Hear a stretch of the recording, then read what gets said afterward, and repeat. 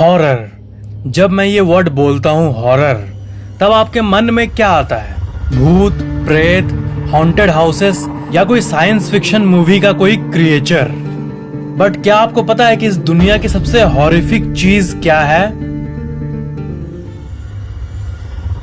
Movies देखते समय जो हॉरर वाला थ्रिल होता है वो मूवी देखने के बाद खत्म हो जाता है, क्योंकि हमें पता होता है कि it is just a movie. The Exorcist को देख लो, इस मूवी को देख के आपको ये लगेगा कि क्या भूतों का पोजीशन रियल में होता है, इंसान के अंदर कोई आत्मा घुस जाए ऐसा हो सकता है। या फिर द क्वाइट प्लेस देखो, तो इसमें ये जो क्रिएचर्स दिखते हैं, इस टाइप के क्रिएचर्स को देखकर आप ये कहोगे कि क्या ये क्रिएचर्स रियल में पॉसिबल है, फ्यूचर में या कभी भी किसी म्यूटेशन एक्सपेरिमेंट के चलते। असल बात यह है कि इस दुनिया में हर चीज पॉसिबल है, बट मेजॉरिटी लोग मिरेकल्स, घोस्ट्स, पैरानॉर्मल एनर्जीज पर यकीन नहीं करते हैं। बट हॉरर चीजों में ऐसी चीज जिस पर सब यकीन करते हैं वो है साइंस, असल विज्ञान के कैटेगरी में आया हुआ डेंजर। ऐसी चीज जिस पर सब यकीन करते हैं, जिस पर आप चाह कर भी यकीन नहीं करना चाहोगे, बट ये आपसे नहीं हो पाएगा। एक ऐसी हॉरिफिक कहानी है जिसके बारे में जब दुनिया याद करती है तब आज भी पूरे दुनिया के स्पाइन से चिल्स पास हो जाती है उस घटना को याद करके।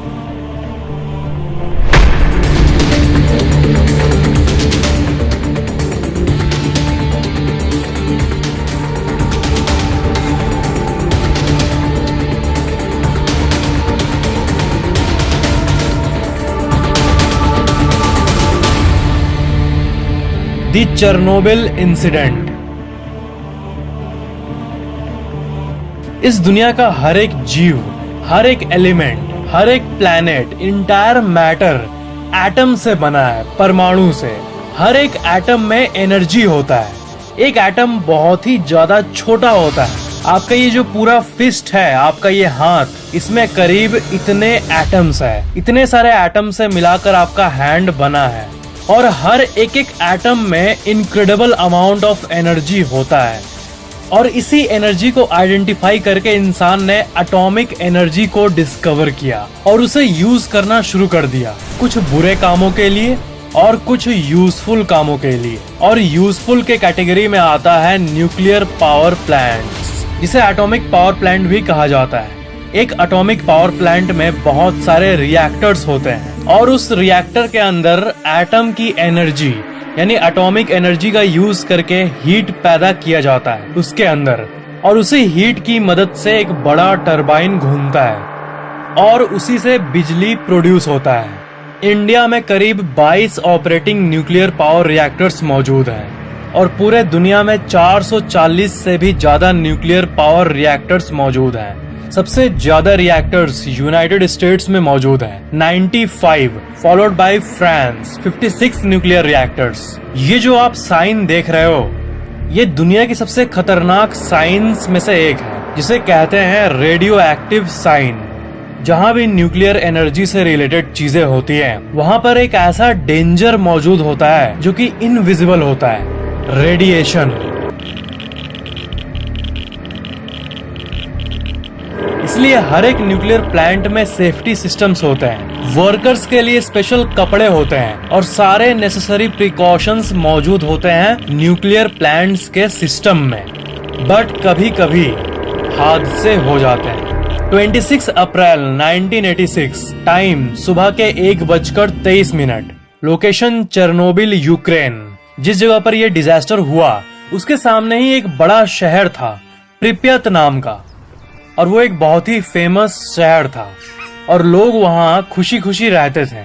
करीब 50,000 लोग उस शहर में रहते थे। बट 26 अप्रैल 1986 के उस रात को सब कुछ बदल गया, सिर्फ चेरनोबिल के लिए ही नहीं बल्कि पूरी दुनिया के लिए।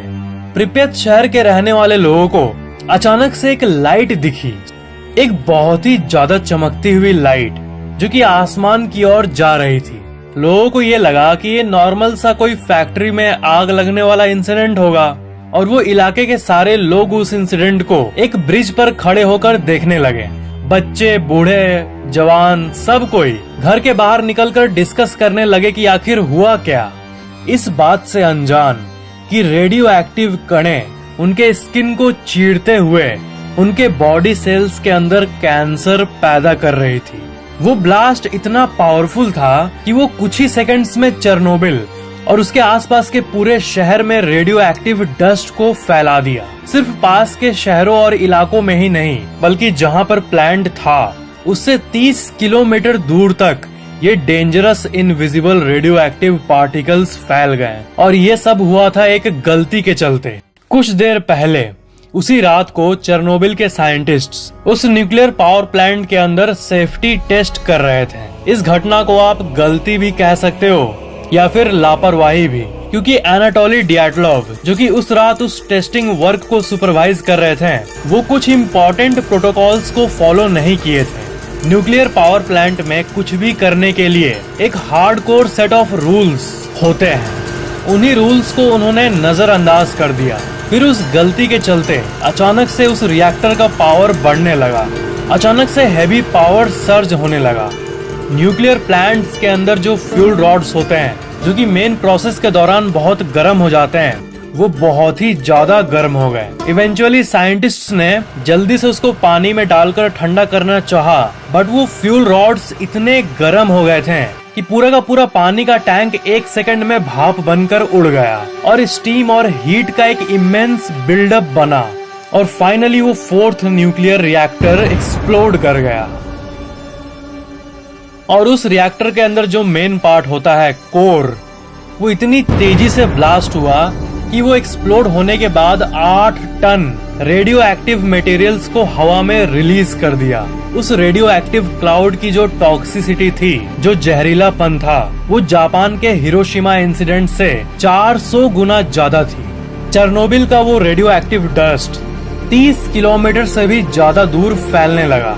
जैसे जैसे वक्त बढ़ा, वो इनफैक्ट दूसरे कॉन्टिनेंट में भी जा पहुंचा।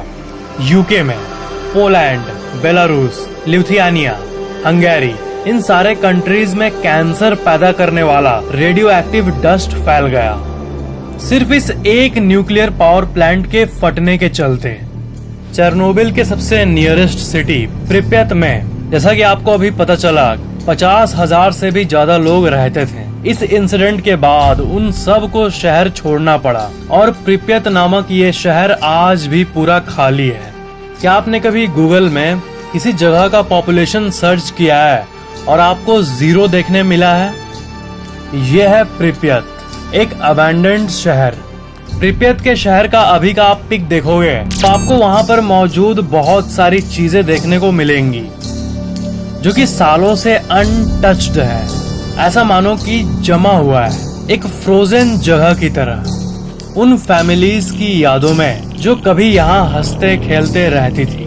एंड आज भी ये चीजें रेडियो एक्टिव है। वहाँ के एक हॉस्पिटल में बहुत सारे फायर फाइटर्स के कपड़े रखे हुए हैं जो कि अभी आज के दिन भी रेडियो एक्टिव है। मीन्स उसको अगर आप टच भी करोगे तो आपके शरीर के सेल्स डैमेज होना शुरू हो जाएंगे। ये वही फायर फाइटर्स के कपड़े हैं जो कि चेरनोबिल पावर प्लांट में गए थे वहाँ पर आग को बुझाने के लिए। एंड ऑफ कोर्स, जैसा कि आपने गेस किया होगा, उसमें से कई फायर फाइटर्स कैंसर और रेडिएशन सिकनेस से मारे गए। जब वहाँ ये घटना हुई, तब जब साइंटिस्ट्स मापने गए कि इस डिजास्टर के चलते कितना रेडिएशन फैला है एनवायरनमेंट में, तब रेडिएशन का जो मीटर था वो ही ऑफ स्केल हो गया। छोटे से रेडिएशन मीटर का जो हाईएस्ट लिमिट था वो शो होने लगा, क्योंकि उसके आगे तो वो सुई जा नहीं सकता, जबकि रियल लेवल्स उससे हजारों गुना ज्यादा था। कितनी अजीब चीज है ना रेडिएशन। मतलब न दिखती है न ही महसूस होती है, बट अंदर ही अंदर चीजों को मारने लगती है। रेडिएशन शरीर के सेल्स के अंदर मौजूद डीएनए के अंदर केमिकल बॉन्ड्स को तोड़ देती है, जिसके चलते सेल्स को सरवाइव करने की इंस्ट्रक्शन नहीं मिल पाती है और बॉडी सेल्स रैंडमली ही इधर उधर ग्रो करने लगते हैं, बढ़ने लगते हैं बिना किसी इंस्ट्रक्शन के, और इसे ही कैंसर कहते हैं। डीएनए के अंदर पूरी की पूरी गाइड होती है जो कि आपके शरीर में मौजूद हर एक सेल को बताता है कि कैसे सरवाइव करना है, कौन सा न्यूट्रिएंट कहाँ भेजना है, कैसे प्रॉपरली ग्रो करना है, और इसी डीएनए को रेडिएशन डैमेज कर देता है।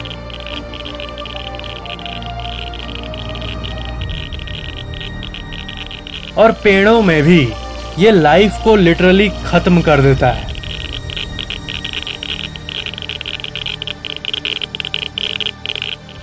उस प्लांट के चारों तरफ मौजूद पेड़ पौधे और जंगल ये भी रेडिएशन का शिकार हो गए और सारे ट्रीज अपने आप ही डैमेज होने लगे। एक बड़ा जंगल का एरिया आज भी मौजूद है और ये द रेड फॉरेस्ट के नाम से जाना जाता है। जिस ब्रिज के बारे में आपने जाना, जिस पर खड़े होकर शहर के रहने वाले लोग उसके डेंजर से अनजान उस घटना के बाद आग को खड़े खड़े देख रहे थे, उसे ब्रिज ऑफ डेथ के नाम से भी जाना जाता है और वो ब्रिज आज भी मौजूद है। आज की कंडीशन की बात करें तो इतने साल बीत गए पर उस जगह पर पूरी तरह से रेडिएशन खत्म नहीं हुआ। उस न्यूक्लियर प्लांट के बेसमेंट में एक एरिया है जहां बहुत सारा न्यूक्लियर वेस्ट है। इसमें सीमेंट और बहुत टाइप के वेस्ट हैं और ये इतना डेंजरस है कि इस चंक के पास अगर आप 1 घंटे खड़े हो गए तो आपकी इमीडिएट मौत हो सकती है बिना इसको टच करे। सिर्फ खड़े खड़े मौत, इंटेंस रेडिएशन के चलते। इस मास के चंक को नाम दिया गया है द एलिफेंट्स फुट। और सबसे खतरनाक बात कि ये आज भी उसी जगह पर मौजूद है और एक्टिवली रेडिएशन को छोड़ती है। और वो कितने साल तक वहां रहेगा, उसकी रेडिएशन खत्म होने में, उस वेस्ट को नॉर्मल वेस्ट होने में अभी 20,000 साल से भी ज्यादा लग जाएगा। मतलब उस पावर प्लांट में मौजूद उस वेस्ट वाले एरिया को आप दुनिया की सबसे खतरनाक जगह भी कह सकते हो।